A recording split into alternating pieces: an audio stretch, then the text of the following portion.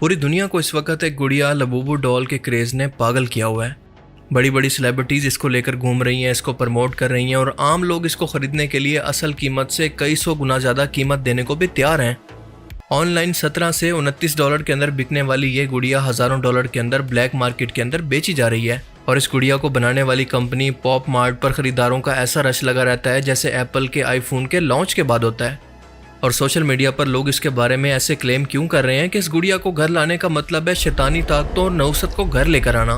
यानी इनके मुताबिक ये डिमोनिक एंटिटीज़ को या शैतानों को घर के अंदर लेकर आने वाली एक शैतानी गुड़िया है।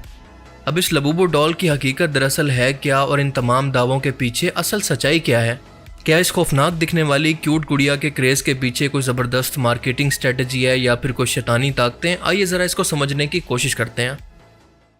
सबसे पहले ये जान लें कि लबूबू एक बहुत ही यूनिक गुड़िया है क्योंकि ये एक ऐसा ख़ास डिज़ाइन रखती है कि एक ही वक्त के अंदर ये डरावनी दिखने के साथ साथ क्यूट और खूबसूरत भी लगती है। और इस तरह के कैरेक्टर्स को अलोशी या फिर एल्फ लाइक कैरेक्टर कहते हैं, जो कि बच्चों के साथ साथ बड़ों के अंदर भी तेज़ी से मशहूर हो रहा है, ख़ास तौर पर कलेक्टर्स के दरमियान। इस गुड़िया के यूनिक फीचर्स मसलन इसके लंबे दांत, नुकीले दांत और चेहरा थोड़ा सा डरावना लगता है, लेकिन फिर भी ये मासूमियत की झलक देती है।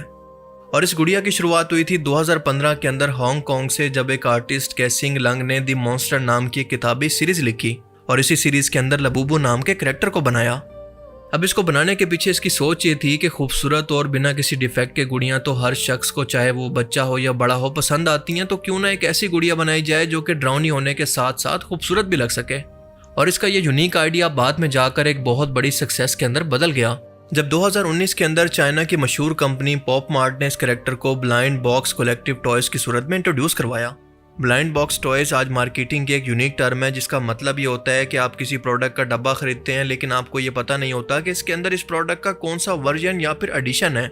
मतलब ये आम एडिशन भी हो सकता है और बहुत ही स्पेशल एडिशन भी। अब इसका मतलब ये है कि ये स्ट्रेटजी एक जुए की तरह काम करती है और जुए को ही प्रमोट करती है, क्योंकि अगर नॉर्मल चीज़ निकली तो आपके पैसे ज़ाया, और अगर यूनिक स्पेशल एडिशन निकला तो ऑनलाइन इसको बेचकर आप आसानी से हज़ारों डॉलर कमा सकते हैं। Boo figure has just sold for $150,000 US. यानी इस स्ट्रेटजी के मुताबिक पॉप मार्ट की हर ये 72वीं गुड़िया एक स्पेशल एडिशन होगी। और इसी एक बिजनेस स्ट्रेटजी, क्यूरियोसिटी और तजस्सुस ने इस प्रोडक्ट की हाइप और सेल को अचानक से इतना बढ़ा दिया है, क्योंकि खास तौर पर कलेक्टर्स और आम लोग दोनों इसको शॉर्ट टर्म के अंदर पैसा कमाने का जरिया समझ रहे हैं। और यही वजह है कि 17 से $29 के अंदर मिलने वाली ये गुड़िया ब्लैक मार्केट के अंदर $10,000 तक भी बिक रही है। अब लबूबू डॉल के अंदर स्पेशल एडिशन का मतलब ये है कि ये मुख्तलिफ किस्म के ड्रेसेस और कैरेक्टर्स के अंदर आती है। मिसाल के तौर पर कभी कोई सुपर हीरो के ड्रेस के अंदर, कभी किसी जानवर, तो कभी किसी एस्ट्रोनॉट की सूरत। और ये दूसरी वजह है इसकी पॉपुलैरिटी की। यही वजह है कि इसका fan base China, Hong Kong, Japan और अब पाकिस्तान, इंडिया और बाकी दुनिया के अंदर भी तेज़ी से बढ़ रहा है। ख़ास तौर पर नौजवान लड़कियां और ऑनलाइन कलेक्टर्स इसको बहुत ज़्यादा खरीद रहे हैं, जिसकी वजह से इसकी डिमांड बढ़ती जा रही है। और डिमांड बढ़ने के बाद सप्लाई कम होने या लिमिटेड एडिशन होने की वजह से इसकी कीमतें ऑनलाइन इतनी ज़्यादा बढ़ती जा रही हैं। और पॉप मार्ट ने इसी बिजनेस स्ट्रेटजी को इस्तेमाल करके टोटल $1.8 बिलियन की सेल कर दी है और इनकी IP स्पेसिफिक सेल्स $480 मिलियन की हैं। अब ये IP सेल्स क्या होती हैं? देखें, लबूबू डॉल एक मखसूस किस्म का फिक्शनल कैरेक्टर है। इसकी IP का मतलब है इसकी पहचान का अलग कोड, एक अलग शनाख्त, ताकि इसको कोई और बनाकर बेच ना सके।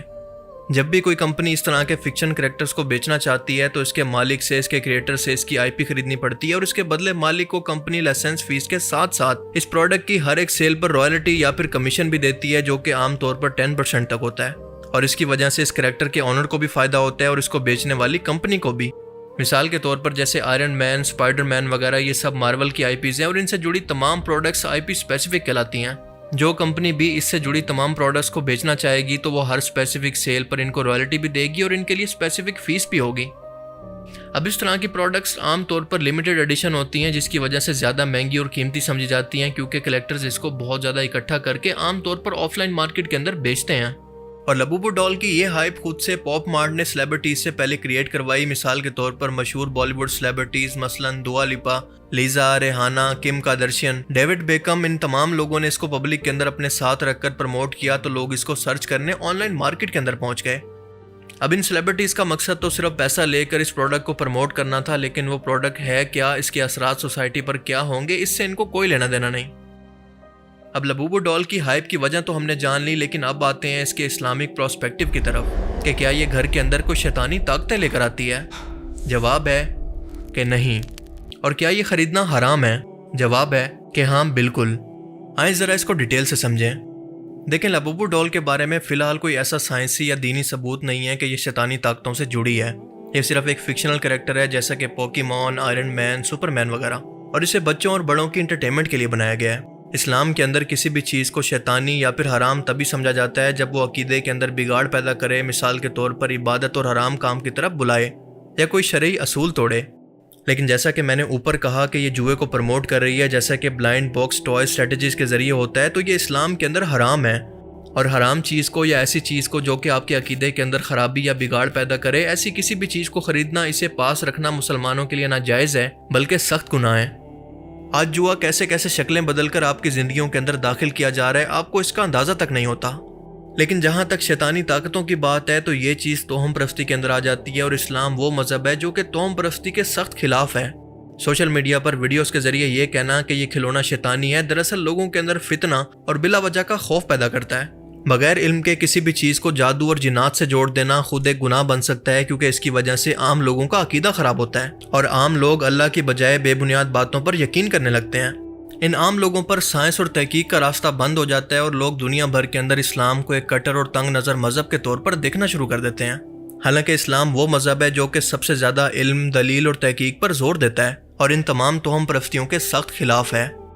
अल्लाह पाक कुरान करीम के अंदर फरमाता है कि वो लोग जो ईमान लाए और इन्होंने अपने ईमान को जुल्म यानी शिरक या बातिल अकायद से आलूदा ना किया, इन्हीं के लिए अमन है और वही लोग हिदायत याफ्ता हैं।